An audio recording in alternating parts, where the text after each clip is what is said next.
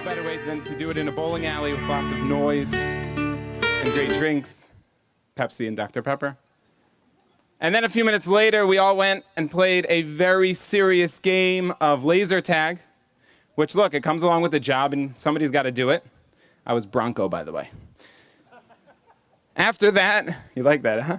After that, I came home, saw my family for a little bit, actually spent a very nice time with my family, which is really the mainstay of my life. But beyond that, after they went to sleep, I had teenagers come over because we have to start planning our JSU, Jewish Student Union, that takes place in Beechwood High School, the Israeli Culture Club. So we had a bunch of teens over hanging out, and they finally left, or they were about to leave around 10 o'clock, when a girl shows up in the driveway. She needed to come say goodbye because this morning, a few hours ago, this is a Laurel High School graduate. She just graduated a few months ago. And she's on her way right now. Her plane leaves around 6 o'clock from New York. She's going off to seminary for the year in Israel. This is just a sampling of my day.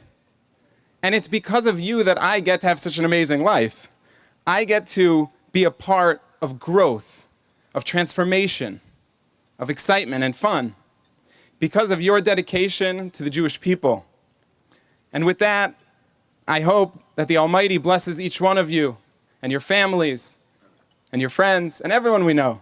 A beautiful, sweet Shana Tova. It should be a year of growth, of happiness, and of learning together.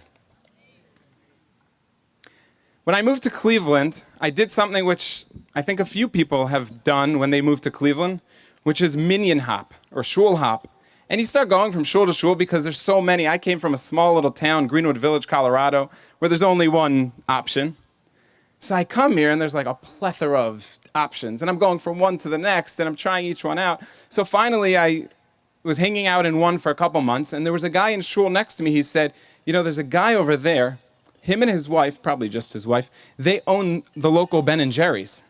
I was like, that's exciting. I got to get to know this guy. But then I found out, a more important information, they have a teenager, and she goes to Beechwood High School. You should really connect her to NCSY. So then it's a whole different angle, ice cream, teenagers. So we get to know each other. We're in shul together for a good few months. And finally, their daughter, she comes to NCSY, and she decides to make a certain choice, which so many of Cleveland teens have done, is to go on the Ann Sampson TJJ. TJJ is the Jerusalem Journey, really our flagship trip to Israel. And she went last summer, and you can ask her, you'll hear a little bit. She had the summer of a lifetime, and she came back to Cleveland, and she got more involved in NCSY locally. And her friends are having the time of their life. And she said, I need to go back to Israel. So she went back to Israel this year. She went on a program called Give, which is a chesed program. And you'll see in a few moments how the power that you've invested in her and her friends and her peers throughout the Cleveland community has really allowed her to grow into who she is deep inside. Without further ado, I'd like to call up Sydney Lykin. Give. Verb. To present voluntarily and without expecting compensation.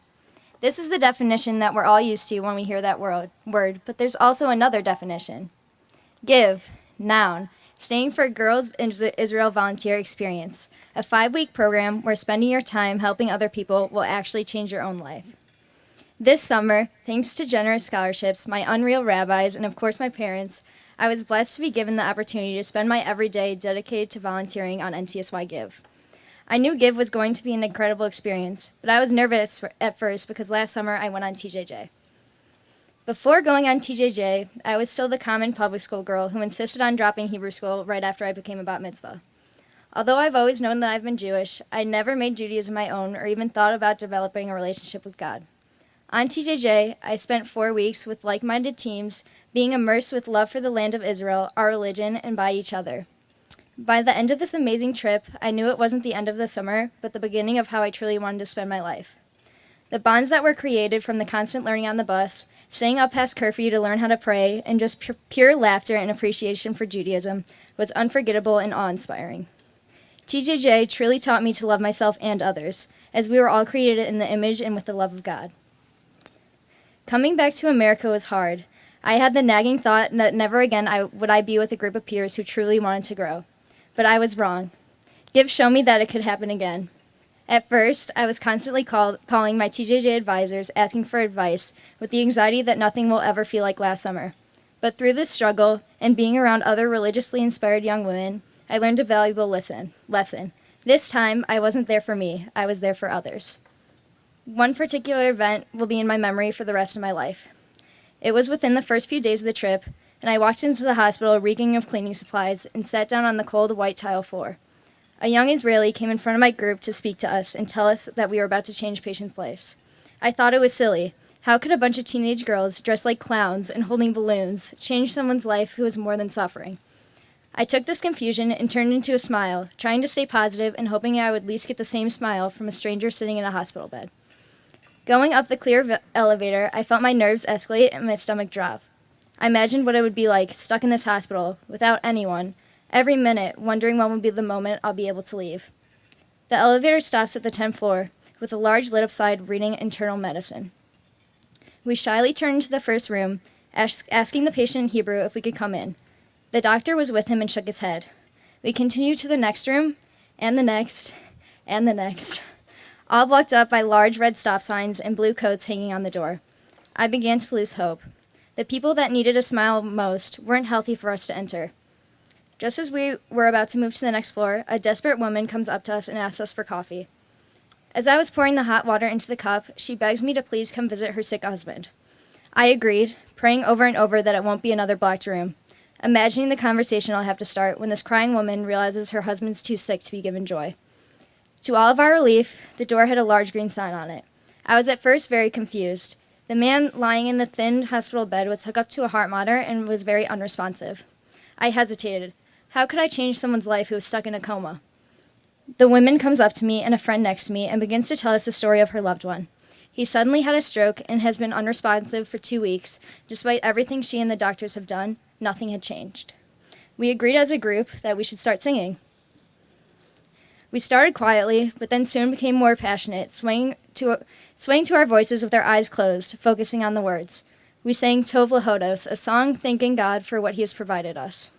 The woman and sister who just entered the room put their arms around us and started singing along, desperately trying to get the words out between their rushing tears. Just as we finish, the doctor runs into the room and the patient starts coughing. Terrified, I was completely frozen. Unable to choose if it was okay to stay and help the woman or if I should slowly and respectfully leave the room. I stayed with my arms around the woman who was staring in grief at her husband. Quickly, she pulls away and asks us to please sing again. As we restarted the song, she points to his heart monitor. With each note, it became more active. The little line on the screen was dancing up and down energetically. When we finished, the woman hugged all of us personally, letting her grateful tears roll down our shoulders. Then she mentioned that his heart had not been that active in weeks, and we truly gave her hope and changed her life. How that man is now, I don't know, but sharing that moment with a complete stranger, I realized that I, just 17-year-old Cindy Lycan from Beechwood, can change the world. Being home now, with profound new understanding of my spiritual side, prayer, modesty, that's still not what stands out to me most. The yearning in my heart I have to help others is something very new and special to me, provided specifically by NCSY. Being back at school, it's almost as if Give has given me a new pair of eyes. I constantly crave and seek out those who might need me with each step in the crowded hallways. It's said that for every action, there is an equal and opposite reaction. You receive from the world what you give. Through Chesed, I was not only the one giving, but also receiving. Making someone else's day will now put a huge smile on my face, not achievable by anything else. Today's teens are not known to be too giving or for taking communal responsibility seriously. However, through the Torah that we have learned, the relationships we developed, and the role models we've encountered in NCSY, my friends and I have learned that to give is truly to receive. Through our experiences, we learn that when we extend ourselves beyond our own needs and desires, we grow and actually enrich our own lives. Thank you. Thank you, Sydney, for that very, very important and well-articulated message. That was amazing. Thank you, Sydney. Thank you, every single one of you. My name is Sally Friedman. I'm coming to you from the regional office. Thank you, every single one of you, all the supporters who are here. Thank you, the committee, who has not only done the details, but has brought everyone here together for a very important evening. And thank you, the great professional team that really, really makes Cleveland NCSY a model for the rest of the country. I recently realized something that I often realize, and then I take for granted, and then I realize again. There's a cycle that I'm so incredibly lucky to have an amazing job like this. This Sunday, for example, for my job, I get to go whitewater rafting with 100 energized, excited young teens in Pennsylvania and have an incredible experience. That's my job. In the summers, I've had a rare opportunity, 7 out of the past 9 summers, to spend a month in Israel and TJJ. I was there with Sydney and some of these other kids and so many others, and that's been an incredible experience as well. On top of all the fun, my wife and I have merited to see many young men and women, the daughters and sons of our fine Cleveland community, grow up to become inspired and passionate Jews. But there's also a distinct pleasure beyond being connected to these Jewish teens, and that's been the opportunity to get to know all of you. I'm constantly inspired by the parents who don't stop fighting for their kids. I'm amazed by the families that put the community on their shoulders, and I'm humbled by the neighbors who can't sleep at night because the teen across the street can't afford to go to Israel, and so they do something about it. All of these stories happen, and in Cleveland, they happen often. On Rosh Hashanah, we say and remind ourselves that there are 3 things that we can do to create a positive outcome on our year. These 3 things are tshuva, tefillah, and tzedakah, prayer, the act of returning to Hashem, and giving charity. The virtue of prayer is something that everyone has to work on themselves. But the other 2, I believe, have been merited already by this community. The virtue of charity being fulfilled by your support of many things, including scholarships and program support for these Jewish teens. And the virtue of returning to Hashem has been fulfilled by your partnership in that very growth of teens like Sydney and her friends. So I need to thank all of you. Thank you so much to the families that keep us inspiring Jewish youth year after year. I need to thank especially the Klein families, the Jaffa and the Halpern families, the Weiss families and the Seaman family. I especially thank Grant and Jennifer Dinner for being such close friends and advisors to Alyssa and I over the past couple of years. The Penn family for sponsoring the Kim Penn Jewish Scholars Program, which is a premier NCSY program around the country. The Jewish Education Center of Cleveland for being our partner and educating the community. Thank you to Seymour for coming tonight. And we thank Erica Ruden-Luria for coming tonight and wish her a mazel tov and hatzlacha on her leadership of the Cleveland Federation and the Jewish community, and there are so many more. We also like to thank especially those who helped us put together this event tonight. We have some gifts that we want to give you. So if you'd please join us here so we can express our appreciation to the chairs and the hosts of this event. So I'll call you, please come join me, and we're going to give you some gifts. The event chairs were Michael and Nancy Greff, Jim and Pam Lycan, Ethan and Audrey Weiss, and Hildy representing Gary as well, who's in Israel right now. Please come up so we can give you some gifts. As well as the event hosts, Grant and Jennifer Dinner, Matthew and Alyssa Fagan, Rafi and Rachel Glickman, Josh and Hannah Klarfeld, Nati and Chani Klein, Robert and Beth Rosenthal, Marvin and Sheila Schiff, Shelly Zemmelman, and Donnie and Ketty Zigdan. We have gifts for all of you. Can you get the t-shirts, Rabbi T? You don't have to wear them now. I love gifts. Gifts are great.